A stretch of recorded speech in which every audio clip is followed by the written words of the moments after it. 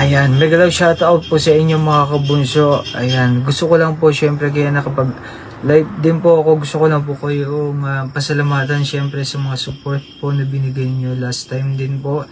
At sa lahat po ng bumati din po sa akin sa pagtanggap ko po ng award last night. Syempre lahat po ng nangyari at yung award po na yun ay para po sa inyo mga kabunso. As always. Hindi po tayo madidistinguish ng mga tao, ng mga foundation at mga organization, kundi din dahil sa mga support system na binibigay niyo po sa akin. Kaya naman, thank you so much po. At syempre, happy 3rd year anniversary po kay Cutie Cute, mahal.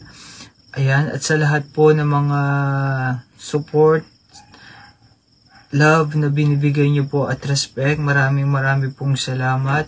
Gusto ko ding batiin syempre happy 3rd year anniversary dyan sa taas. Ayan, sa ating Cutie Cute, mahal. Ayan, pagbigyan niyo na ako na batiin ko at banggitin ko yung pangalan na yon. Wala akong ibang rason kundi maalala lamang siya. Maalala lang yung naging parte ng buhay po natin. Wala akong ibang ibig sabihin doon kundi bukas sa loob ko lang yung batiin. Okay po. Happy 3rd year anniversary sa iyo dyan.